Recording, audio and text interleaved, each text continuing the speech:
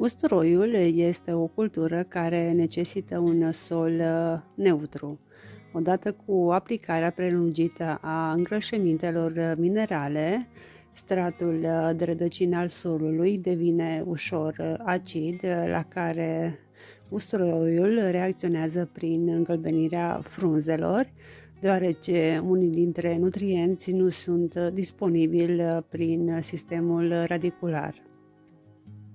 Înainte de a planta usturoiul, este indicat să aplicăm puțină cenușă pe sol, o cană la 10 metri pătrați.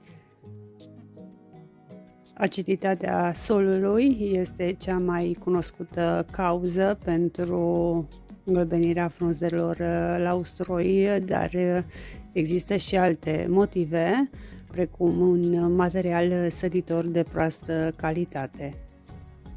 Când plantați usturoiul, asigurați-vă că plantați doar căței mari și sănătoși, iar căței de usturoi ar trebui în prealabil dezinfectați. Căței de usturoi se plantează la o adâncime de 4-5 cm. Dacă îi plantăm la adâncime mai mică, usturoiul poate fi afectat parțial de înghețuri, chiar din iarnă sau chiar din primăvară. Iar acest lucru duce la îngălbenirea frunzelor. Dacă căței de usturoi sunt plantați prea adânc, solul nu are timp să se încălzească suficient pentru ca sistemul radicular să funcționeze, iar frunzele încep să se îngălbenească.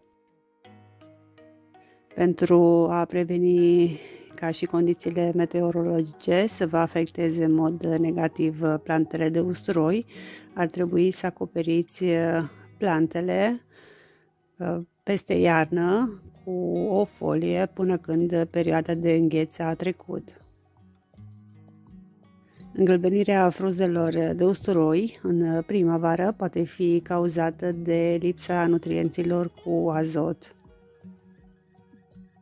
Dacă nu ați aplicat îngrășământ cu azot din toamnă, când frunzele încep să se îngălbenească la începutul primăverii, ar trebui să folosiți un îngrășământ cu azot, compost, în cazul meu, și gunoi de graj uscat.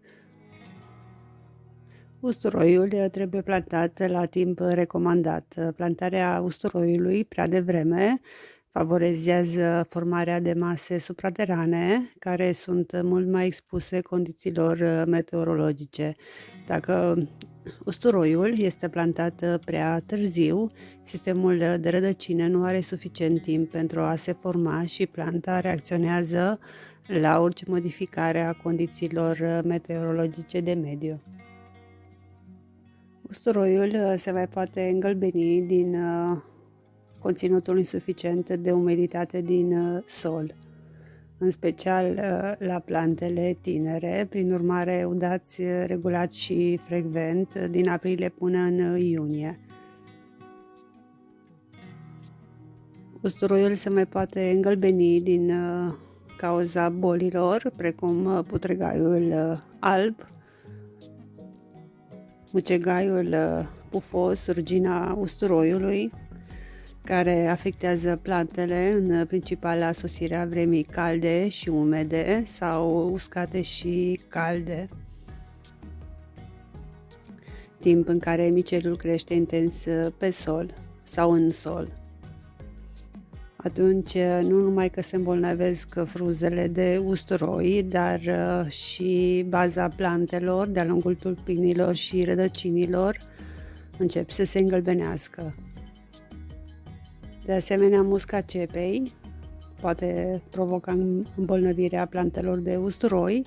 O puteți trata prin aplicare de cenușă și anumite larve pot duce la îmbolnăvirea usturoiului.